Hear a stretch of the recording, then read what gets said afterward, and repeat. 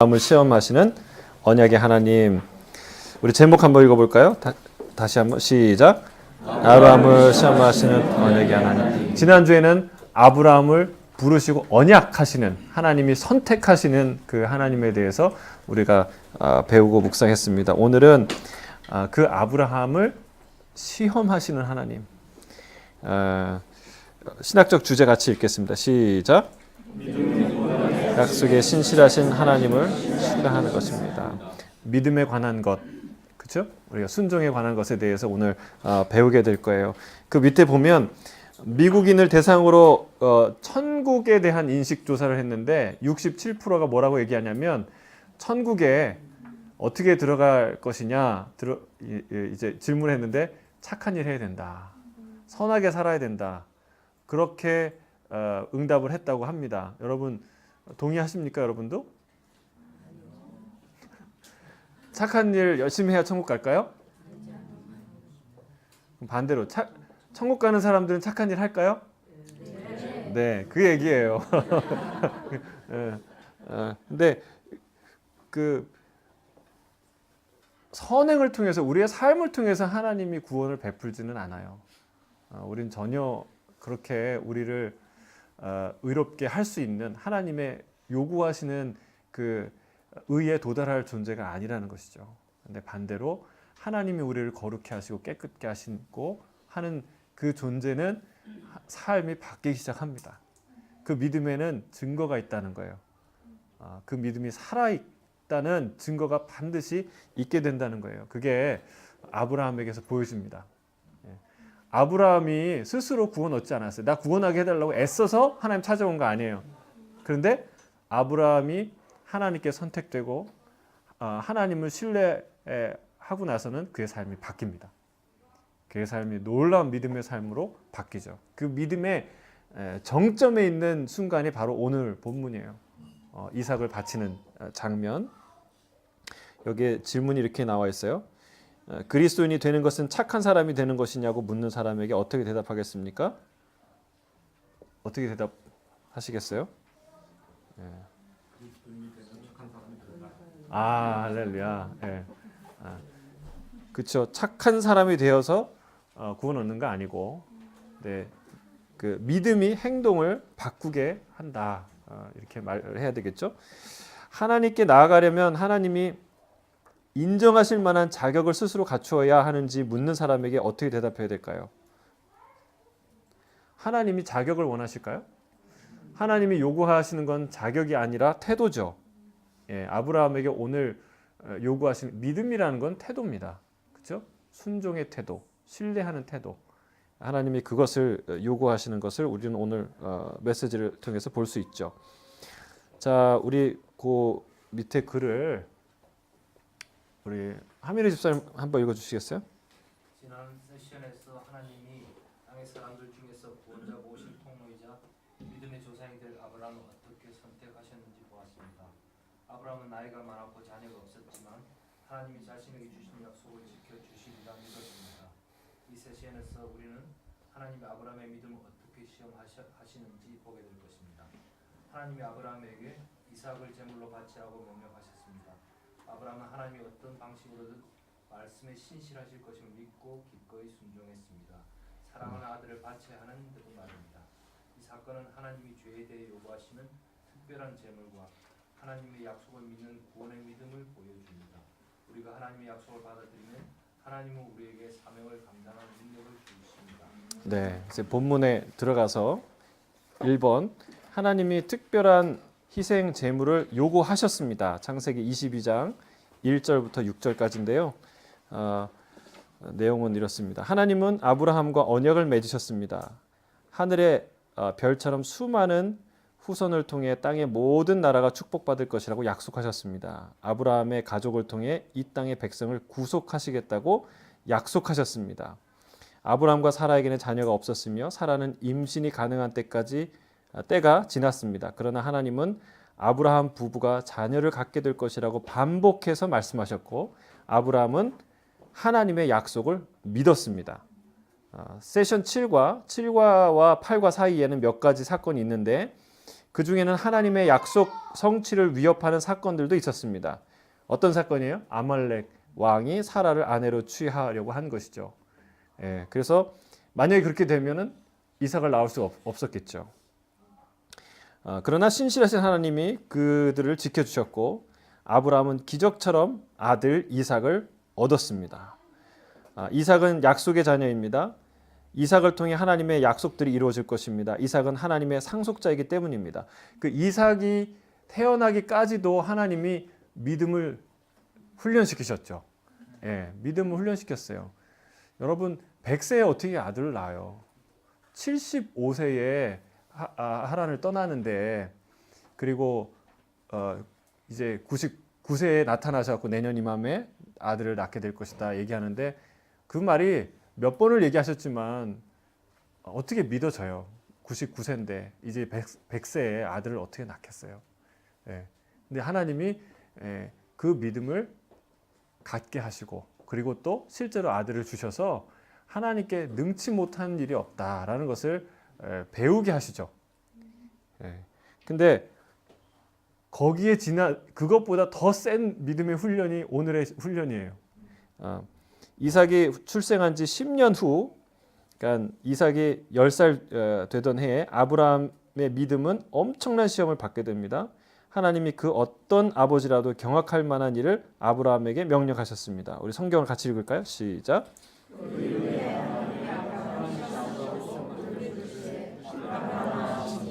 그가 이르되 내가 여기 있나이다. 여호와께서 이르시되 내 아들 내 사랑하는 독자 이삭을 데리고 모리아 땅으로 가서 내가 내게 일러준. 아브라함이 아침에 일찍이 일어나 나귀 한 장을 지우고 두 종과 그의 아들 이삭을 데리고 번제에 쓸 나무를 쪼개어 가지고 떠나 하나님이 자기에게 일러주신 곳으로 가더니 제3일에 아브라함이 눈을 들어 그곳을 멀리 바라본지라. 이에 아브라함이 종들에게 이르되 너희는 나귀와 함께 여기서 기다리라.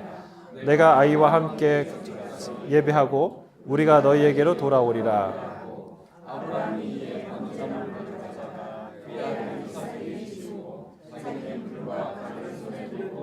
두 사람이 동행하더니 우리 그 뒤에 있는 예화인데요. 우리 전계 집사님 한번 읽어주시겠어요? 수영을 처음 배울 때는 모든 것이 조심스럽고 걱정됩니다. 얕은 물에서도 빠질까봐 두려워합니다. 빨리 배워서 깊은 곳에 들어가고 싶지만 물에 대한 공포심은 쉽게 사라지지 않습니다.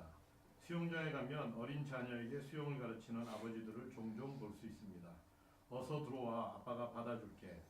아버지의 말을 들은 아이는 살금살금 가장자리로 왔다가 물을 들여다보고는 뒤로 물러섭니다. 그 모습을 지켜본 아버지가 다시 말합니다. 아빠를 믿어. 뛰어내려. 아빠가 잡아줄게. 그러고는 다시 묻습니다. 아빠 믿지? 네, 그럼 뛰어. 누군가를 신뢰한다고 말하기는 쉽습니다. 그러나 신뢰의 증거인 순종은 결코 쉽지 않습니다. 아브라함의 이야기에서 이것을 알 수 있습니다. 아브라함과 언약을 맺으신 하나님이 아브라함의 믿음을 시험하십니다. 하나뿐인 아들 이삭을 모리아 땅의 산에서 희생 제물로 바치라고 하십니다. 약속의 씨가 다시금 위기에 처하게 된 것입니다. 이 수영을 가르치는 이 예를 들었는데 저도 이 비슷한 경험을 이제 있어요. 저희 셋째가 수영을 굉장히 좋아해요. 물을 수영을 가르치기도 전부터 물에 들어가서 그냥 홀짝홀짝 노는 거를 개구리처럼 노는 거를 너무 좋아해요. 근데 반대로 저희 막내는 물을 너무 싫어해요. 그러니까 물 닿는 것도 싫어해요. 그래서 수영장에 가면은 이렇게 나머지 세 애들은 너무 즐겁게 노는데 이제 막내는 걔는 이제 못 노는 거예요. 그래서 그걸 달래려고 뭐 튜브를 하고 그 다음에 여기 구명조끼를 하고 그리고 아빠가 이제 들어가서 엄마 아빠가 들어가서 자 이리 오라고. 아빠 믿지? 아빠 믿지? 그래도 안 들어와요. 진짜 안 들어와요. 그래서 이렇게 들어와서 안고 있으면 벌벌벌 떨어요. 그래서 제가 보면서 야 이게 우리 모습이구나. 두려운 거예요 물이. 그러니까 우리 인생이라고 한다면 인생의 수영 풀장에 들어와서 벌벌벌벌 떠는 인생이 있다는 거예요. 아빠가 안아도 엄마가 안아도 구명조끼 다 입어도 그냥 아빠 봐봐 이렇게 누워서 막 둥둥 떠도 안 믿는 거예요. 믿어지지가 않는 거예요. 그러니까 이게요. 이게 꼭 인생과 같고 우리의 불신앙과 똑같구나 생각해 보면은 믿을만한데 근데 믿어지지 않는 거, 마음이 열리지 않는 거, 다 불안한 거 그렇지 않아요? 이스라엘 백성 하나님이 다 뭐 홍해도 여시고 만나 매출하고 다 주시고 그 모든 기적을 했는데 뭐라고 맨날 얘기해요? 우리 죽겠다. 여기서 죽겠다. 여기서 죽이려고 여기를 데려왔다. 얼마나 그런 말을 계속해요. 영적인 우울증에 걸린 거죠. 영적인 깊은 병에 걸린 거죠. 우리가 그런 병에 있다라는 거예요. 하나님을 향해서 뿌리 속에 아주 존재적인 어떤 하나님을 향한 불신 그런 것이 우리 안에 있다는 겁니다. 자, 그것을 하나님이 이제 뿌리 뽑기 시작하시고 고치시기 시작하는 거예요. 자, 질문입니다. 아브라함은 자신이 시험 받는 줄 몰랐습니다. 우리도 이처럼 부지중에 시험을 받을 수 있습니다. 아브라함의 사건은 우리 순종에 어떤 영향을 미칠까요? 시험은 예측 불허의 순간에 다가온다. 우리 예측하고 있으면 시험은 시험이 아니죠. 그러니까 시험이 예측하지 못하는 순간, 예측하지 못하는 형태의 것으로 전혀 내가 기대하지 않은 기대할 수 없는 문제를 가지고 온다라는 사실을 우리가 기억해 둘 필요가 있습니다. 그래야 우리가 당황하지 않아요. 당황스러운 순간에도 우리가 다시 일어나고 상황을 정리할 수 있는 여유를 가질 수 있다는 사실이죠. 가장 최근에 겪은 하나님의 시험은 무엇입니까? 우리 각자 이렇게 잘 생각을 해보시고요. 자, 그 다음에 중요한 대목이 나오는데 우리 김현준 집사님 한번 읽어주시겠어요? 이삭을 제물로 바치라는 하나님의 명령은 아브라함의 가족뿐 아니라 인류 역사에 지대한 영향을 미칠 문제입니다. 오랜 기다림 끝에 사라에게서 얻은 아들과 헤어져야 한다는 것은 오히려 작은 문제입니다. 더 큰 문제는 하나님이 아브라함에게 별처럼 많은 후손을 약속하셨을 뿐 아니라 그의 후손이 세상을 회복시킬 것이라고 약속하셨다는 사실입니다. 만약 이대로 이삭이 죽는다면 하나님의 구원 약속도 그와 함께 죽고 말 것입니다. 아브라함에 대한 하나님의 시험은 인간이 그 뜻을 헤아릴 수 없는 시험이었습니다. 시험의 결과가 구원에 영향을 미치기 때문입니다. 자, 이제 거기까지요. 여기 보면은 이 아브라함이 충분히 염려하고 걱정하고 두려워할 만한 이유가 있었다는 거예요. 만약에 이 이삭이 죽으면 하나님이 다시 내가 이렇게 또 회춘해서 또 아이를 낳기는 이 희망이 거의 없는 것 같고, 그럼 여기서 하나님의 약속은 끝나나 보다 이렇게 좌절할 수도 있고, 그렇죠? 여기 보면 만약 이대로 이삭이 죽는다면 하나님의 구원 약속도 그와 함께 죽고 말 것입니다. 이게 우리 인간의 생각이라는 거예요. 뭐 그런 생각 많이 하잖아요, 우리가. 그렇죠? 내가 돈을 많이 벌어야 선교 사역을 하고, 우리 교회가 커져야 내가 무슨 사역을 하게 되고, 이런 계획들과 기대들이 있잖아요. 그럼 없으십니까? 그게 너무 많아요. 그러니까 내 생각인 거죠. 내가 이게 이렇게 돼야 하나님의 뜻이 이루어진다고 생각하는 거예요. 근데 과연 그럴까요? 여러분, 우리가 여기서 잘 생각해 봐야 돼요. 하나님의 생각은 우리 인간의 생각과 다르다는 거예요. 대표적인 예가 뭐냐면 모세예요. 모세. 사도행전 7장 25절에 보면 이런 말이 있어요. 그는 모세예요. 모세는 그의 형제들이 하나님께서 자기의 손을 통하여 구원해 주시는 것을 깨달으리라고 생각하였으나 그들이 깨닫지 못하였더라. 이튿날에 나가서 사람들이, 그러니까 이 살인 사건 하는 거 있죠. 이게 쳐 죽이잖아요. 왜 쳐 죽였냐? 이 사람이 생각한 거예요. 모세가 하나님이 나를 사용하실 거라는 믿음이 있었던 거예요. 그러니까 내가 하나님을 알고 하나님을 신뢰하고, 그리고 내 백성들을 향한 사랑을 알고, 내가 그들을 독립하고 하나님께로 이렇게 돌아오는데 쓰임 받을 거라는 내가 준비되었다는 생각이에요. 여러분 충분히 가능성 있는 생각 아닙니까? 여러 가지로 봤을 때 아니 모세보다 더 준비된 사람이 어디 있어요? 40년 동안 왕족으로 커가면서 모든 리더십들과 학문들을 다 배웠을 거예요. 예? 군사와 정치와 외교에 대해서 언어에 대해서 능통한 사람이 또 어디 있겠어요? 그만한 그 가문과 배경을 갖고 있는 사람이. 그 사람이 생각했던 거예요. 내가 가서 이렇게 딱 했으니까 이 백성들이 나를 신뢰하겠구나, 나를 따르겠구나, 그렇게 생각했다는 거예요. 하나님이 우리를 구원하시겠구나라는 것을 그들이 깨달으리라 기대했는데 실제로는 그렇지 않다는 거죠. 그 다음날 가보니까 뭐라 그래요? 누가 너를 우리의 재판장 삼았냐? 네가 그 사람도 쳐 죽이는데 우리도 쳐 죽일 거냐? 그때 충격을 먹죠. 충격을 먹고 이 사람이 도망갑니다. 이제 모든 것이 탄로됐고 모든 것이 다 끝났구나 하고 도망가죠. 여러분 이게 뭘 뜻합니까? 우리가 여기서 뭘 배울 수 있어요? 왜 모세는 그때 실패했습니까?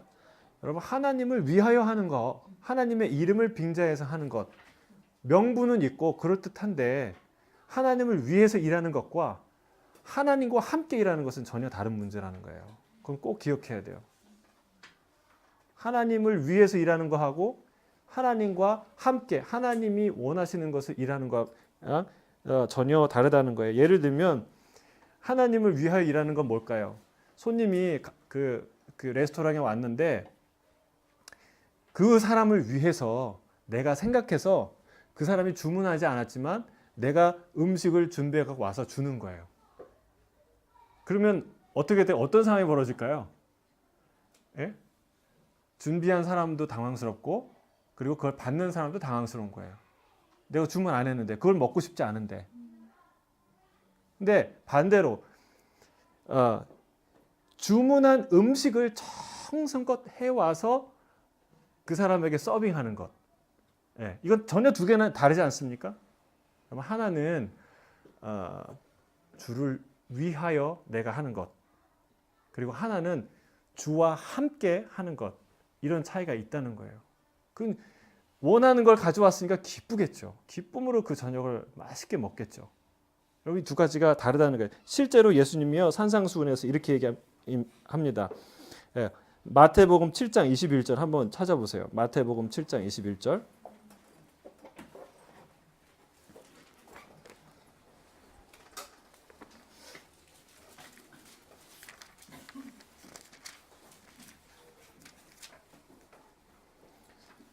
함께 읽을까요? 시작. 나더러 주여 주여 하는 자마다 다 천국에 들어갈 것이 아니요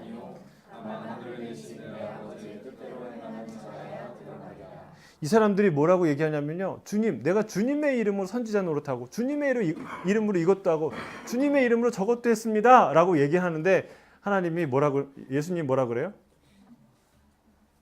그건 안 된다. 주여 주여 이름 도무지 알지 못하니 불법을 행하는 자들아 내게서 떠나가라. 이게 뭘 뜻할까요? 주님의 이름을 위하여 주님의 이름으로 명분을 가지고 뭔가 하는 일은 많다는 거예요. 잘 생각하셔야 돼요. 주님을 위해서 주님 그럴듯한 명분을 가지고 우리가 할 수 있고 하는 일들이 참 많다는 거예요. 그런데 진짜 주님이 원하시는 건 뭐냐? 주님 뜻대로 하는 거예요. 이게 중요합니다. 예. 이게 주님을 위해서 하는 것과 아까 두 개 제가 예를 들었지만 그 사람을 위해서 자기가 생각해서 최고의 음식을 갖다 주는 거예요. 그런데 그걸 원하는 게 아니라는 거예요. 그 사람이 원하는 건 내가 원하는 음식, 아무리 싸더라도 아무리 보잘것없더라도 내가 스파클링 워터냐 그냥 스틸 워터냐 그걸 주문하는 대로 갖고 오라는 거예요. 그게 기본이라는 것이죠. 여러분 근데 우리는 항상 이렇게 예측한다고요. 그리고 내가 하고 싶은 것을 명분을 붙여요. 주님을 위하여. 이거를 해야 주님의 뜻이 이루어진다. 이걸 하지 않으면 주님의 뜻이 안 이루어질 것 같다. 이렇게 우리가 생각한다는 거예요. 그것 때문에 많은 오판들을 한다는 거죠. 근데 아브라함은 정확하게 하나님의 뜻이 무엇인지 찾던 사람이라는 거예요. 그가 하나님 이러면 하나님 약속이 안 이루어지지 않습니까? 하나님 이러면 이삭이 죽으면 그러면 하나님의 약속은 무엇이 됩니까? 이렇게 말하지 않았다는 거예요. 정확하게 하나님 명하시는 뜻대로 그게 선이라고 믿고 순종하면서 그 길을 나가기 시작했다는 사실이에요. 여러분 우리가 신앙이라는 이름으로 얼마나 많은 이런 일들을 하는지 몰라요. 주님의 이름으로 이것도 하고 저것도 하고 다 그렇게 해야 된다고 생각해요. 근데 하나님 원하시는 건 뭐예요? 주님의 뜻대로 무엇을 요구하는지를 정확하게 분별해야 돼요. 그것을 하는 것이 믿음이라는 것이죠. 자, 계속해서 읽어볼까요? 우리 허경 집사님 한번 읽어주시겠어요? 그러나 아브라함은 순종하는 믿음으로 아침 일찍 일어나 제사를 위한 장비를 챙겨 하나님이 명령하신 장소로 출발했습니다. 사흘 길을 가니 제사 드릴 장소가 보였습니다. 아브라함은 종들에게 나귀를 맡기고 예배를 드리기 위해 아들과 함께 산에 올랐습니다. 땔감을 아들 이삭에게 지우고 자신은 불과 칼을 들었습니다. 아브라함은 하나님의 약속에 대한 강한 믿음을 보여주었습니다. 아브라함은 이삭을 희생 제물로 바치려고 했을 뿐 아니라 어떤 식으로든 이삭이 살아날 것이라고 믿었습니다. 그래서 종들에게 아이와 함께 저기 가서 예배하고 우리가 너희에게로 돌아오리라 라고 말했습니다. 그는 설령 이삭이 죽더라도 하나님이 다시 부활시켜 자신에게 하신 후손에 대한 약속을 지킬 것이라고 믿었습니다. 그것을 위해 부활이 필요하더라도 말입니다. 아브라함과 이삭이 제사를 드리러 산으로 올라갑니다. 아브라함은 무슨 일이 일어날지 정확히 알지는 못했지만 여전히 하나님의 약속을 신뢰했습니다. 네, 거기다가 밑줄 쳐야 돼요. 무슨 일이 일어날지 정확히 알지 못했지만 여전히 하나님의 약속을 신뢰했습니다. 그럼 이게 믿음이라는 거죠. 이게 진짜 순종이라는 거예요. 내가 확실히 알고 내가 예측하고 내 경험과 내 지식을 다 총망라해서 플랜을 짜가지고 이게 하나님 뜻이다. 이걸 거야 라고 하는 거는 그건 오판이라는 거예요. 그건 오산이라는 거예요. 무슨 일이 일어날지 모르지만 하나님의 인도하심을 따라서 그 믿음의 길을 떼는 것, 그 길을 가는 것, 그걸 믿음이라고 말하고 있어요. 자, 질문 이렇게 얘기합니다. 하나님이 나에게 말씀으로 시키는 것들 중에 내 직관과 반대되는 것, 내 생각과 내 경험과 반대되는 것은 무엇입니까? 왜 하나님은 우리에게 그런 것을 시킬까요? 왜 그런 걸 시킬까요? 예? 어떤 것들이 있죠. 예? 하나님이 내 상식에는 이걸 해야 되는데 하나님이 그걸 하지 말라고 하세요. 그러니까 제가 뭐가 있나 이렇게 쭉 생각을 해봤는데, 근데 항상 하나님이 그게 잘 생각이 안 나요. 그러니까 하나님의 생각과 판단이 항상 옳다라는 느낌을 계속 주셨기 때문에 그 길을 따라왔던 것 같아요. 근데 예를 들면 우리가 이제 개척을 하는데 아마 제가 여러분 함께 하시죠. 이렇게 전화 받으신 분은 없을 거예요. 그렇죠? 예. 그래서 근데 마음 같아서는 또 누군가 사람들은 다 그렇게 연락을 하고 함께 하자고 비전을 하고 그렇게 해야 이 갈동말동입니다. 그렇게 해야 이게 교회가 세워질지 말지입니다. 이렇게 얘기를 하시는 분들도 많이 있었어요. 근데 계속해서 하나님이 마음에 주시기는 그런 거 하지 마라. 누구 교회냐 이거는. 그거는 하나님의 교회이기 때문에 내 교회이기 때문에 내가 보내는 사람이 있다라는 마음을 계속 주시는 거예요. 근데 그 마음을 딱 정하기까지는 이게 확신이 안 서는 거죠. 아니 그러니까 예의상으로도 내가 갑니다. 교회 세우니까 이렇게 함께 하면 좋겠습니다. 이렇게 하는 게 예의상으로도 맞잖아요. 근데 그건 하지 말라는 거예요. 그러니까 그거 하지 말고 그냥 가면 하나님이 하나님의 일을 하신다. 하나님이 부르신다. 저는 그래서 제가 여러분이 제 성도라고 생각하진 않아요. 하나님의 성도지. 물론 제가 담임 목사로서 책임을 다하고 최선을 다하지만 그런 마음이 있어요. 하나님이 보내신 분들이에요. 그러니까 이런 하나님이 내 생각과 판단과 이런 경험에 반하는 마음을 주실 때가 있어요. 근데 그거를 잘 분별해서 따라간다는 건 참 쉽지가 않아요. 과감하게 그냥 그걸 결단해서 딱 접는 거는 쉽지 않아요. 그러니까 그런 훈련을 왜 하게 하느냐? 예. 믿음을 사용하라고. 그럼 믿음은요, 공부해서 생기는 거 아니에요. 믿음은 수련해서 생기는 거 아닙니다. 믿음은 사용해야 생기는 거예요. 희한해요. 체력은 훈련을 해야 생기지 않습니까? 마찬가지예요. 여러분, 믿음이라는 거는 사용할 때 점점 그 믿음이 자라나고 성숙해지기 시작해요. 저는 여러분이 믿음을 사용하길 바랍니다. 난 믿음이 없으니까 못하지. 이게 참 어리석은 판단이에요. 생각이에요. 사랑도 마찬가지예요. 나는 사랑이 없어. 사랑이 있어야 사랑하지. 그러니까 사랑이 느껴져야 하지. 이런 사람은요, 정말 그러니까 뭘 모르는 거예요. 사랑은 자기가 그 사랑을 사용할 때, 사랑할 때 사랑이 성숙하고 싹트고 건강해지고 풍성해지는 거죠. 믿음도 마찬가지입니다. 믿음은 사용해야 돼요. 어떻게 막 기도하면 갑자기 믿음이 툭 떨어지는 게 아니라는 거예요. 믿음은 사용할 때 그 믿음이 견고해지고 풍성해지고 그리고 성장한다는 거예요. 여러분, 하나님이 계속 그런 도전의 길로 하나님이 인도하실 때 쭈뼛거리지 말고 머뭇거리지 말고 과감히 발을 떼시길 주의 이름 축복합니다. 그게 믿음이 자라나는 방법이에요. 주님이 계속 그래서 우리가 직관과 반대되는 직관을 뛰어넘는 그런 경험으로 계속해서 우리를 인도하신다는 얘기죠. 자, 두 번째, 하나님이 대속제물을 제공하셨습니다. 우리 7절부터 14절 같이 읽을까요? 시작.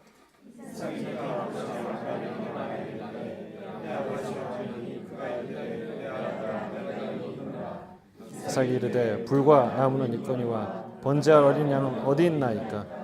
아브라함이 이르되 내 아들아 번제할 어린 양은 하나님이 자기를 위하여 친히 준비하시리라 하고 두 사람이 함께 나가서 하나님이 그에게 일러주신 곳에 이른지라. 이에 아브라함이 그곳에 제단을 쌓고 나무를 버려놓고 그의 아들 이삭을 결박하여 제단 나무에 놓고 손을 내밀어 칼을 잡고 그 아들을 잡으려 하니 여호와의 사자가 하늘에서부터 그를 불러 이르시되 아브라함아 아브라함아 하시는지라. 아브라함이 이르되 내가 여기 있나이다 하매 사자가 이르시되 그 아이에게 내 손을 대지 말라. 그에게 아무 일도 하지 말라. 내가 내 아들 내 독자까지도 내게 아끼지 아니하였으니 하나님을 경외하는 줄 아노라. 아브라함이 눈을 들어 살펴본즉 한 순양이 뒤에 있는데 뿔이 수풀에 걸려 있는지라. 아브라함이 가서 그 순양을 가져다가 아들을 대신하여 번제로 드렸더라 하였으므로 오늘까지 사람이 이르기를 여호와의 산에서 준비되리라 하였더라. 제가 이걸 쭉 묵상하는데요, 이 부분이 새롭게 느껴졌어요. 아브라함아 아브라함아 하나님이 딱 부르실 때 딱 멈춘 거 있잖아요. 근데 이것도 참 잘했다. 여러분, 이게 마음에 원망이 없다는 뜻이에요. 그러니까 이게 당신이 원하는 거죠? 결국 이런 인생이죠? 하고 이제 마음에 원망과 불만이 가득하면 그 말 못 들어요. 그냥 거기까지 진짜 주기로 왔거든요. 아들을 바치러 왔어요. 여러분, 이게 마음속에 이 뒤에 앞에도 다 그가 하나님이 예비하실 것이다, 살리실 것이다, 이거 다 믿었다고 얘기는 하지만, 그러나 그거는 결과적인 얘기고 그런 믿음이 근저에 깔려 있었겠지만 진짜 그 자리에 온 거는 아들을 죽이러 온 거예요. 이거 하나님께 이 아들 내가 바치러 왔어요. 근데 그 마음에 얼마나, 이 동행하는 대화를 보세요. 얼마나 가슴이 아플까요? 양은 어디 있습니까? 재물은 어디 있어요, 아빠? 10살짜리 아이가 얘기하는 거예요. 여기 이수경 집사님이 우리 애기 흉내 잘 내시겠죠? 네? 이거 한번 해보세요. 양은 어디 있나이까? 번제할 이삭이 불과 나무는 거기부터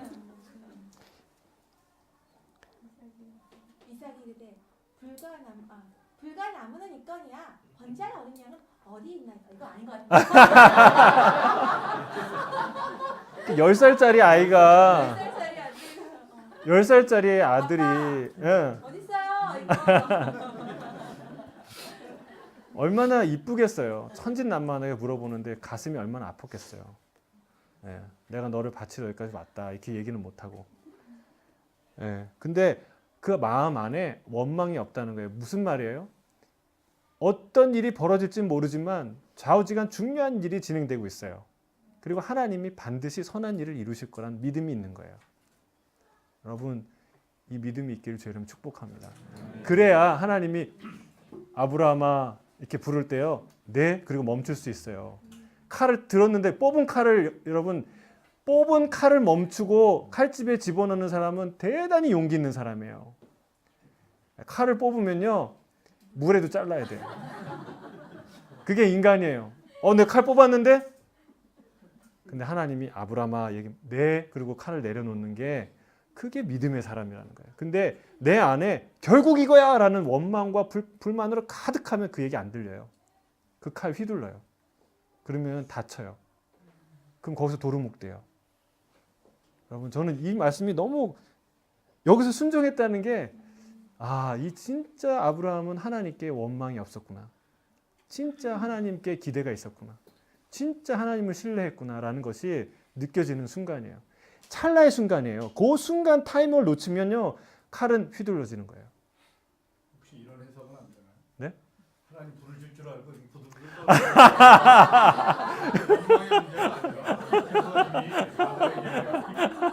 그랬다면은 왜 안 부르시지? 그러면 안 부르셨을 것 같아. 그러면 끝까지 내려치기 직전까지 안 부르셨을 것 같아. 그래도 하나님이 아브라함 급하게 부르잖아요. 아무 일도 하지 마라. 왜? 어떤 일인가 하려고 했거든요. 어떤 일인가 하려고 하지 않았으면 하나님이 말리지 않았을 거예요. 그냥 들고 폰만 잡고 하나님 뭐 하시겠지. 이건 우리가 결과를 다 알고 보는 거고요. 결과를 알지 못했을 때는요, 여러분, 이게 성경을 우리가 드라마를 다 알고 보니까 재미없지. 예를 들면 모세가 40일 동안 올라가서 기도하고 이게 십계명을 갖고 내려와요. 근데 내려갔는데 일주일이 지나고 2주가 됐어요. 그럼 20일째 됐는데 이게 20년이 될지 20개월이 될지 어떻게 알아요? 모르는 거예요. 성경 지나 보니까 40일이지. 그러니까 이게 하루하루, 이게 한순간 한순간이 우리는 모르는 거예요. 이게 아브라함이 그 순간 칼을 들었을 때요, 얼마나 많은 생각들이 오갔을까요? 그리고 하나님이 급히 그를 부르잖아요. 무슨 일인가 부르지 않으면 큰일이 일어나는 순간이라는 것이죠. 여러분, 그러니까 이게 하나님이 행하실 일을 기대하면서도 내가 끝까지 주의 말씀을 순종하는 그 순간은요, 이게 두 가지가 병행돼야 돼요. 내가 어떤 일이든 순종하겠습니다 하는데 하나님이 멈추라면 언제든지 내려놓는 거예요. 근데 저는 여기 보니까요, 다 그런 분들이에요. 너무너무 감사해요. 뽑았던 칼 다 내려놓고 그렇게 순종할 분들이에요. 여러분, 그게 믿음이라는 거예요. 그건 잘한 거예요. 그건 실패한 게 아니고, 그건 절망할 게 아니고, 그게 하나님이 새 일을 이루실 때, 여호와 이레, 하나님을 드러내실 때 하나님이 그렇게 부르신다는 거예요. 그래도 이상한데 트라우마가 예. 아브라함 입장에는 이삭 예. 입장에 아빠가 그렇죠. 예. 이삭의 입장에서는 믿을 거는 하나도 없고 충격. 근데 그런 말은 없어요. 그런 말은 없고, 이삭에게는 이런 상황이 뭘까? 이렇게 이제. 안갈 것 같아요. 근데 이제 제가 볼 때는 안 믿어졌을 것 같아요. 모든 상황이. 예. 모든 상황이 그냥 꿈처럼 지나가지 않았을까? 이삭에게는. 예, 물론. 근데 왜냐하면 그건 상처라는 것이 학대에서 오는 것이지. 예, 끝까지 갈 때 아브라함이 그를 인격적으로 대하고 사랑하고, 그리고 그 순간에서 아무 일이 일어나지 않았잖아요. 하려고 했지만 그래서 제가 볼 때는 이삭에게 상처가 있을 것 같지는 않아요. 예. 뭐 또 뭐 하실 말씀 있어요?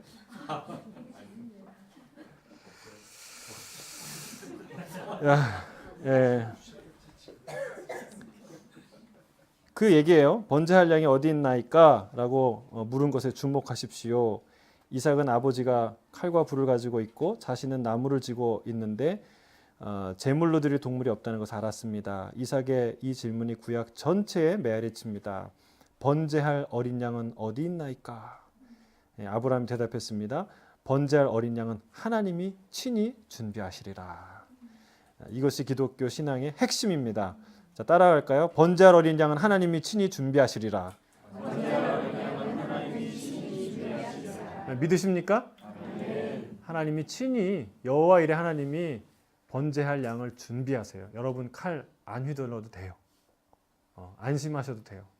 하나님이 그 번제에 드릴 어린 양은 하나님이 준비하신다는 사실입니다. 아브라함이 제단을 쌓고 나무를 버려 놓았습니다. 아들을 결박해 제단 위에 두고 그를 희생제물로 잡으려고 칼을 들었습니다. 상상만 해도 가슴이 떨립니다. 그 순간 아브라함은 무슨 생각을 했을까요? 아무 생각이 안 났겠죠. 무슨 우리 정석현 전사님 한번 읽어주시겠어요? 그때 갑자기 여호와의 사자가 하늘에서부터 아브라함을 불러 아이를 건드리지 말라고 말합니다. 내가 내 아들 내 독자까지도 내게 아끼지 아니하였으니 내가 이제야 내가 하나님을 경외하는 줄을 아노라. 하나님이 아브라함의 믿음을 시험하셨고 아브라함은 당당히 통과했습니다. 모든 것을 잃는 한이 있어도 기꺼이 순종하고자 했기 때문입니다. 참된 믿음은 온전한 순종으로 이어집니다. 자, 거기 밑줄요. 모든 것을 잃는 한이 있어도 기꺼이 순종하고자 했기 때문입니다. 이게 믿음이라는 거죠. 여러분 이게 믿음이에요. 근데 이걸 왜 못할까? 여러분 이거 여러분의 인생 중에 이렇게 쭉 리스트 중에 뭐를 이렇게 딱 빼면은 뺄 만한 게 있나요? 네? 이렇게 딱 예를 들면 여러분이 이제 이렇게 갖고 있는 것 중에 뭐 노후연금, 건강, 뭐 자녀, 자동차 뭐 하나만 이렇게 쫙 거서 뺀다면 그냥 뺄 만한 것들이 있나요? 다 소중하죠. 하나만 없어져도 정말 얼마나 많은 불평이 쏟아집니까? 감기만 걸려도, 감기만 걸려도 내 인생은 왜 이러나, 왜 꼭 이렇게 아파야 되나 이런 얘기 막 나오는데 왜 못 뺄까요? 그거를 이 고백처럼 모든 것을 잃는 한이 있어도 기꺼이 순종하고자 했기 때문입니다. 여러분 우리 마음속에요 하나님 주신 건데 하나님 주신 건 주신 거고 이건 내 거라는 생각이 있는 거예요. 이건 내 거예요. 그러니까 뺏길 수 없는 거고 손해 볼 수 없는 거죠. 그런 마음이 있는 거예요. 그래서 여러분 이게 중요한 원리인데 하나님이 주신 건데 하나님으로부터 다 온 건데 근데 어느 순간 하나님보다 더 중요해지는 순간이 있다는 거죠. 그게 하나님보다 더 중요한 여러분 직장도 명예도 지식도 다 하나님으로부터 온 거잖아요. 그렇죠? 여러분 손으로 읽었다고 생각하지만 하나님이 여러분 한순간의 은혜를 주시지 않았다면 한순간만 삐끗하면요 엉뚱한 인생으로 갑니다. 그렇죠? 요셉의 삶을 보세요. 정말 그 모든 과정에 단 한순간만이라도 엉뚱한 사람 만나거나 불평을 하거나 뭐 어떻게 했으면 엉뚱한 인생이 됐겠죠. 하나님이 다 인도해 주시는데 근데 그게 어느새 하나님으로부터 왔다는 것은 잊어버리고 내 거라는 것만 남는 거죠. 여러분 이게 하나님 훈련하시는 가장 중요한 이유예요. 하나님보다 더 중요해지는 순간 그거는 우상숭배라는 거죠. 자식도 그렇고 직장도 그렇고 돈도 그렇고 명예도 그렇고 하나님이 주신 건데 하나님보다 더 소중해지는 그 순간 그거는 우상숭배예요. 그래서 여러분 끊임없이 신앙인들에게 또 하나님이 사랑하는 사람들에게 이 훈련하는데 어떤 훈련이냐? 집착을 버리게 하는 훈련이에요. 어떤 것을 딱 내려놓는 게 사실은 목적이 아니죠. 하나님은 주시고자 하는 게 목적이에요. 그런데 그거를 그 주신 물질과 인생을 잘 살기 위해서는 내려놓을 수 있어야 된다는 거예요. 그게 전제 조건이라는 거예요. 그래서 수단이 목적이 되어서는 안 된다. 수단이 목적이 되어서는 안 된다. 이 세상의 삶을 누리기 위해서 하나님이 주신 수단들인데 하나님을 알고 하나님을 경외하고 하나님을 경험할 수 있도록 주신 하나님의 수단들인데 그게 목적이 되는 거예요. 예배에 나와서 기도하는 목적이 하나님이 아니라 하나님을 통해서 성공하는 거, 돈 버는 거, 건강 얻는 거. 여러분, 하나님을 얻어야 하나님 안에 있어야 그것들이 주어지는 것이죠. 하나님을 이게 바뀌면 안 된다는 거예요. 하나님은 절대로 언제나 우리의 목적이지 수단이 될 수 없어요. 꼭 기억해야 돼요. 하나님은 언제나 우리의 목적이지 수단이 될 수 없다. 하나님이 우리의 수단이 되는 순간은 하나님께는 모욕의 순간이고 우리에게는 재앙의 순간이죠. 네. 여러분, 이거는 어려운 얘기가 아니고 여러분 자체를 입장을 바꿔놓고 생각해 보세요. 여러분이 목적이 아니라 수단이 된다면 그 어떤 누구에게도 얼마나 모욕적인 순간입니까? 내가 평생 살았는데 남편이 나를 목적이 아니라 수단으로 여겼어요. 밥 해주는 수단, 뭐 빨래 해주는 수단으로 여겼어요. 얼마나 배신감 느낍니까? 아내가 평생 같이 나를 살았는데 나를 수단으로 여겼어요. 돈 벌어오는 기계, 이 잔심부름하는 기계. 여러분, 이거는 진짜 치욕적인 일이에요. 그리고 그렇게 생각하는 사람 인생 자체의 재앙이에요.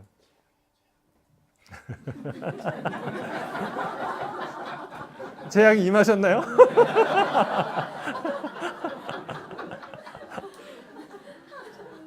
하나님이 정말 위대하시고 정말 우리를 사랑하시고, 이게 저는 이 예수님이요 마태복음 쭉 읽으니까요, 거기에 무슨 얘기 하냐면 천국에 들어가는 사람에게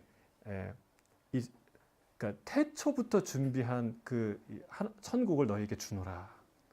근데 그 말을 딱 듣는 순간에 전율이 쫙 오는 거예요. 여러분, 태초부터 예비된 그 하나님의 나라 얼마나 잘 준비됐을까요? 얼마나 아름다운 나라. 그 나라에 들어갈 사람들을 하나님이 선발해서 부르시는 중에 있어요. 하나님이 그 일을 하고 계시는 거예요. 근데 여기서 우리가 뭐 조금 더 뭘 얻으려고, 하나님을 통해서 뭘 얻으려고 애쓰는 거, 이건 너무 작은 일이에요. 여기에 목숨 걸어서는 안 되는 거예요. 하나님은요 정말 대단한 걸 우리에게 주시길 원하시는 분이에요. 그런데 어마어마하게 큰 걸 주시길 원하는데 주면 줄수록 그것이 하나님보다 더 소중해진다면 안 주는 이만 못하는 거죠.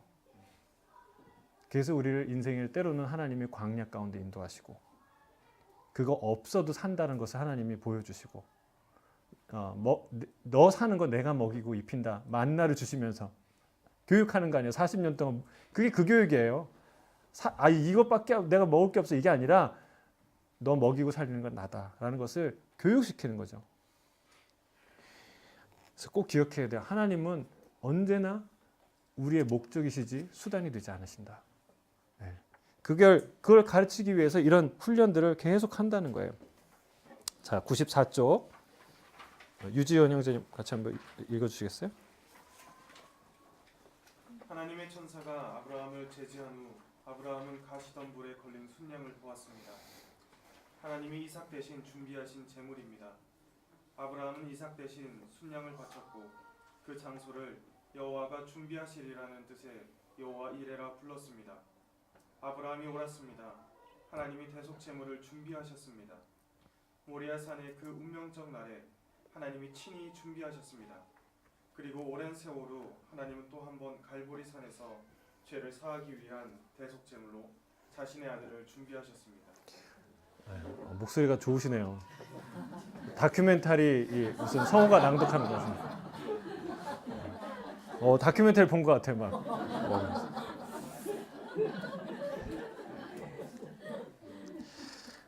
숫양이 하나님이 준비한 순양이 대속 제물이라는 거예요. 이삭 대신 죽은 순양. 하나님이 여기에서 이 모리아 산이요 결국은 무슨 산이 돼? 나중에 성전산이 됩니다. 거기에 성전이 세워지고 예루살렘이 되는 거예요. 거룩한 하나님의 산이 되죠. 이게 옆에 대속 제물이 되신 그리스도 있는데요. 같이 읽어볼까요? 핵심 교리 시작. 속죄의 중심은 예수 그리스도입니다. 이 진리는 무죄한 희생을 통한 죄를 덮음과 죄책감을 제거받아야 하는 인간의 필요성이라는 구약의 희생 시스템을 배경으로 합니다. 인간의 본성을 입으셨고 그 본성의 요구와 필요들을 짊어짐으로써 자기를 동일시하셨습니다. 죄는 없으셨습니다. 예수님은 순종을 통해 하나님의 율법을 존중하셨으며 십자가에서의 대속적 죽음을 통해 인류를 죄에서 구원했습니다. 그러니까 한마디로 얘기하면 구약의 제사제도에서 볼 수 있듯이 히브리서는 제사제도, 구약은 신약의 그림자라고 얘기합니다. 예수 그리스도를 암시하고 예표하고 말하고 있는, 제시하고 있는 그런 그림자와 같다라고 얘기하는 거예요. 실제로 히브리서 9장 22절에 이렇게 얘기하죠. 피 흘림이 없은즉 사함이 없느니라. 우리의 죄 사함을 위해서 하나님이 제사 제도를 만드셨고 제사 제도는 예수 그리스도의 대속, 피 흘림을 예표한다라는 이야기예요. 실제로 세례 요한이 예수님을 보고 뭐라고 그랬습니까?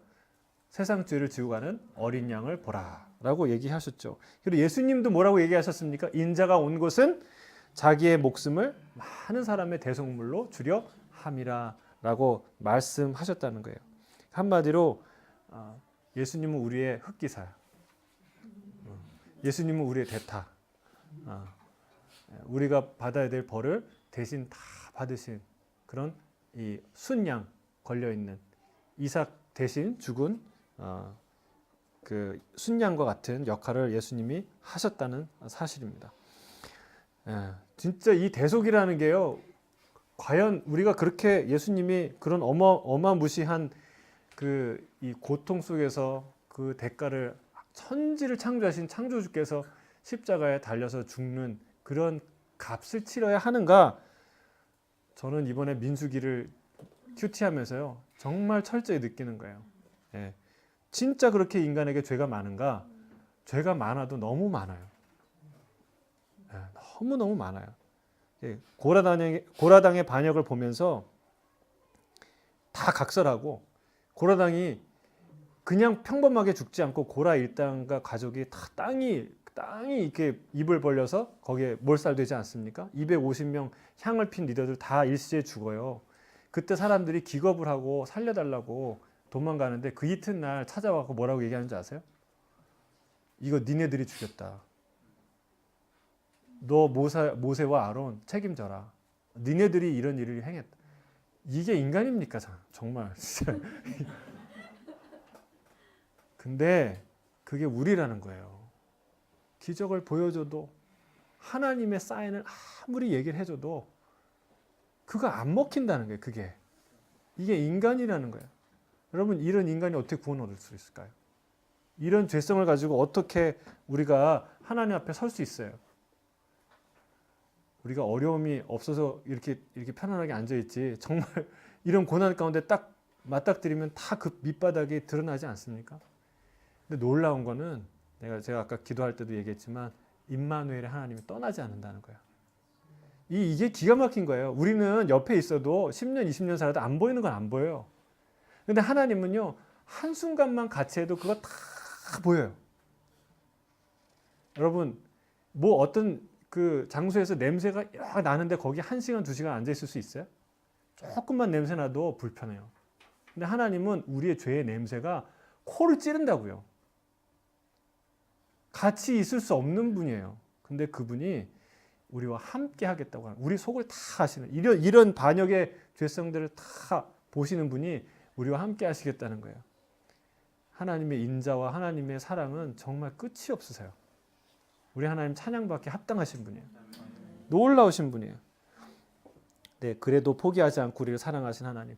그리고 우리를 위해서 그 죄를 덮기 위해서 정말 이 냄새나는 이 우리를 씻기기 위한 인류 최고의 표백제를 하나님이 준비하셨죠. 예수 그리스도의 보혈. 이것으로 씻기면 그 어떤 죄도 그 어떤 냄새도 다 사라지는 놀라운 하나님의 은혜를 부어주셨다는 사실이에요. 그래서 하나님이 질문이 있습니다. 하나님이 우리를 위해 대속 제물을 준비하는 것이 왜 중요할까요? 하나님 준비 안 하시면 우리가 죽으니까. 그렇죠? 여전히 죄를 짓는데도 하나님의 대속 제물 준비가 좋은 소식인 굿 뉴스인 이유는 무엇입니까? 뭘까요? 이 질문 좀 생각해 봐야 돼요. 여러분 계속 우리가 죄를 짓는데 하나님이 대속 제물을 준비하셨다라는 사실이 어떤 의미로 적용이 될 수 있을까요? 예?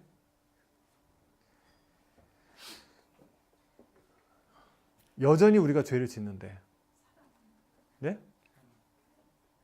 누가 얘기하셨어요? 시선은 안 보고 그냥 땅을 보고 얘기하시는 거 네?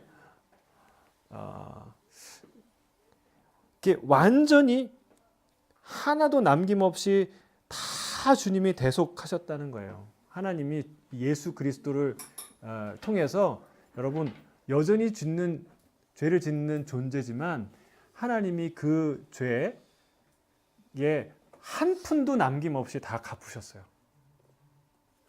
할렐루야. 여러분 그거 믿으세요? 예수님의 보혈을 의지할 때예요. 예? 예수님의 보혈을 의지할 때 주님 안으로 들어가서 주의 보혈을 의지할 때 그럴 때 단 한 푼도 남김없이 그 죄값을 다 치르셨다는 거예요. 여러분 이 사실을 꼭 믿으시길 주님 축복합니다. 이게 이해는 될 것 같은데 이게 받아들이기가 쉽지 않아요. 그리고 확신하게 이 사실을 붙드는 사람이 많지 않아요. 여러분 이걸 붙들어야 모든 죄책감에서 실제로 자유함을 얻어요. 예, 죄책감에서 자유를 얻으면 방종하게 사냐? 그렇지 않습니다. 이게 아니에요. 진짜 여러분 자유롭게 살 수 있어요. 죄가 있다는 걸 알고 인정하고 내가 연약하다는 건 고백하지만 그러나 죄책감에 눌려 살지 않아요. 진짜 감사하며 살 수 있어요. 여러분 예수님이 하나님이 우리의 죄를 위해서 완전한 대속물을 준비하셨기 때문에 우리가 천국 갈 수 있는 거예요. 우리가 자유롭게 살 수 있는 거예요. 여러분 그 사실을 꼭 믿으시길 주의 이름 축복합니다. 자, 3번 세 번째 주제인데 읽어볼까요? 시작. 하나님의 공급하심을 신뢰하라고 히브리서 11장 17절 19절 함께 읽겠습니다. 믿음으로 이삭을 드렸으니 그에게 이미 말씀하시기를 내 자손이라 칭할 자는 이삭으로 말미암으리라 하셨으니 그가 하나님 능히 이삭을 죽은 자 가운데서 다시 살리실 줄로 생각한지라. 비유컨대 그를 죽이는 자 가운데서 계속 읽을까요? 아브라함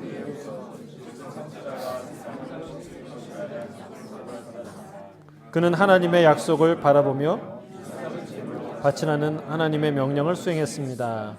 아브라함은 하나님의 사라의 죽은 태에서 생명을 주었듯이 이삭을 무덤에서 일으킬 수 있다고 믿었습니다. 자, 이 참 표현이 좋은 것 같아요. 하나님이 사라의 죽은 태에서 생명을 주셨듯이 이삭을 무덤에서 일으킬 수 있다고 믿었다는 사실이죠. 구체적으로 그렇게 믿지는 않았어도 어떤 놀라운 일을 하나님이 행하실 것이다 라는 분명한 믿음이 있었다는 것이죠. 자, 질문입니다. 하나님이 사라의 죽은 태로부터 생명을 주셨던 사건이 아브라함의 믿음이 시험당할 때 아브라함의 믿음이 시험당할 때 어떤 영향 아브라함의 믿음이 시험당할 때 어떤 영향을 미쳤다고 생각합니까? 막대한 영향을 미쳤겠죠. 여기 말한 대로 죽은 자도 살리실 하나님이라는 믿음이 맞겠죠. 그렇죠? 두 번째 질문. 부활에 대한 믿음이 우리의 순종에 어떤 영향을 미칠까요? 막대한 영향을 미치겠죠. 여러분 믿음이 있어야 안심해요. 그리고 안심해야 순종할 수 있어요. 제가 우리 막내 얘기했지만 엄마는 나를 꼭 붙들고 있을 거다. 아빠는 저 물로부터 나를 안전하게 지킬 거라는 믿음이 있다면 그 믿음을 의지한다면 안심해요. 그리고 품 안에 올 수 있고 그리고 물에 뜰 수 있는 법을 배울 수가 있어요. 여러분 인생에서 우리가 둥둥 떠다니 그냥 이렇게 잠수 인생에 눌려 사는 허덕거리는 인생이 아니라 인생을 떠다니는 자유롭게 수용하는 그런 인생이 되고 싶어요? 첫째는 믿음이 있어야 되는데 그 믿음은 하나님 품 안에서 안심해야 돼요. 제가 어떤 분하고 이제 얘기를 나누는 가운데 그 우울증을 좀 겪으셨대요. 우울증. 예전에 막 그 어떤 불안한 답답한 일만 생기면 그냥 가슴이 막 뛰는. 근데 이제 하나님께서 그걸 고쳐주신 거죠. 근데 요즘에는 어떤 일이 생기면요 그냥 담대하대요. 근데 그럴 때도 어떨 때 보면 우리 가슴이 뛸 때가 있거든요. 이제 뭐가 달라졌냐? 가슴이 뛰는구나. 하나님이 이렇게 치유해 주시겠지. 이런 믿음이 생기는 거예요. 여러분 이건 큰 차이예요. 같이 가슴이 여전히 가슴 떨리는 일이 있어도 여러분 그 믿음이 있는 거는 천지 차이예요. 이거를 언제 이게 차이가 나냐면 죽을 때요. 제가 얼마 전에 어떤 전도사님이 그 간증한 그 영상을 봤는데 남편이 이제 간암으로 죽는 그 간암 병동에서 죽음을 생생하게 체험한 이야기를 간증을 하는 거예요. 근데 여러분 진짜 죽음 앞에 장사 없습니다. 지금 아무리 뭐 하나님을 믿는 내 주먹을 믿지 막 이렇게 아무리 큰 소리 쳐도요 죽음 앞에 딱 서잖아요. 너무너무 죽음이 무서워서 심지어는 뭐 내가 죽으면 우리 딸 우리 애들은 어떡하지? 당신 불쌍해. 이런 생각 전혀 안 든다는 거예요. 그 죽음이 너무 무서우니까. 죽는데 심지어는 나 너무 무서워서 아내 목을 조르면서 같이 가자고. 나 너무 무섭다. 이거는 이렇게 얘기하는 게 우스운 것 같죠? 근데 죽음 앞에서는 그런다는 거예요. 이게 실제로 여러분 건강한 사람이 돈 많은 사람이 지금 막 이렇게 떵떵거리는 것 같지만 조금만 아파 보세요. 얼마나 불안한지. 이러다 죽는 거 아닌가? 여러분 근데 크리스찬들은요 아파도 아까 그분 얘기한 것처럼 하나님 살려주시겠지. 죽으면 어때? 천국 가는데. 이런 어떤 담대한 믿음이요 근본적으로 다른 인생을 만들어요. 근본적으로. 여러분 죽음에 대해서 다 준비하시길 주님 축복합니다. 죽음은요 진짜 준비해야 돼요. 죽음 이후에 하나님이 주실 영원한 삶, 진짜 인생이 시작된다는 사실을 꼭 믿으시길 주님 축복합니다. 하나님이 예비하셨어요. 여호와 이레 하나님이 우리에게 가장 좋은 것을 예비하셨어요. 영원한 삶은 소설이 아니고 예수님이 이 땅에 오셔서 그러니까 계속 역설한, 계속 선포한 얘기가 천국 얘기예요. 영원한 생명. 그거를 소설로 만드는 어떤 시도도 저는 어리석은 시도라고 믿습니다. 왜냐하면 우리의 삶을 가장 긍정적으로 파워풀하게 세상의 빛과 소금으로 만든 능력은 천국에 있어요. 그런 마음이, 그런 믿음이, 그런 소망이 쑥 들어오면 그 다음부터는요, 여러분 우울증 이겨낼 수 있고, 여러분 안에 있는 절망, 아픔, 시련 다 이겨낼 수 있는 능력이 임할 줄로 믿습니다.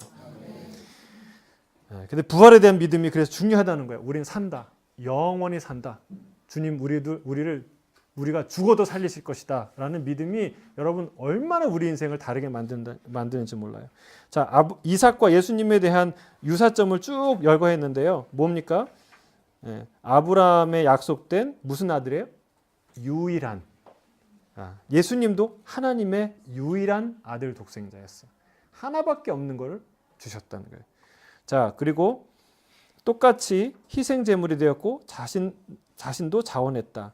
여기 이제 이삭이 자원했다는 얘기가 나옵니다. 제가 쓴 거 아니에요. 근데 사실은 자기가 그냥 10살이면은 막 싫어요 그러고 도망갈 수도 있지만 그 자리에 묶여서 누워 있는다는 것 자체가 믿는 거죠. 아빠가 나를 어떻게 하지 않겠지 설마. 내지는 아빠를 정말 전적으로 신뢰하는 거죠. 자, 신뢰하다가 뒤통수 맞을 뻔했지만 그래도 끝까지 믿는 게 신뢰입니다. 자, 희생 제물을 위한 나무를 운반했죠. 예수님은 희생 제물이 되기 위한 십자가도 나무죠. 그리고 그 다음에 여호와의 산에서 준비되리라, 그렇죠? 하나님이 대속제물을 준비하셨다. 순양이었죠, 이게. 근데 요한복음 1장 29절에는 하나님의 어린 양, 하나님이 대속제물을 준비하셨어요. 자, 마지막으로 죽을 위기에서 죽음으로부터 살아났죠. 그러니까 비유적으로 살아난 거예요. 근데 실제로 예수님은 육체적으로 죽음에서 살아나셨죠. 실제로 살아나셨다. 그 앞에는 실제가 아니죠. 그 비유적으로 살아난 거죠. 자, 그런 유사점과 차이점이 있죠. 자, 앞으로 살펴보겠지만 죄악된 인간이 거룩하신 하나님과 올바른 관계를 갖기 위해서는 희생제물이 필요합니다. 아브라함이 이삭을 결박한 장소인 모리아 산은 전통적으로 나중에 성전이 세워져 제사를 드리는 곳으로 알려져 있습니다. 전능하신 하나님이 죄악된 인류 중에 거하실 곳입니다. 모든 성전 제사가 가리키는 궁극적인 희생은 예수 그리스도의 십자가였습니다. 자, 질문. 인간이 스스로 속죄하는 방법은 어떤 것들이 있나요? 사과나 반성, 변상이나 보상, 혹은 징벌, 이런 것은 뭐 인간들이 하는 거겠죠, 그렇죠?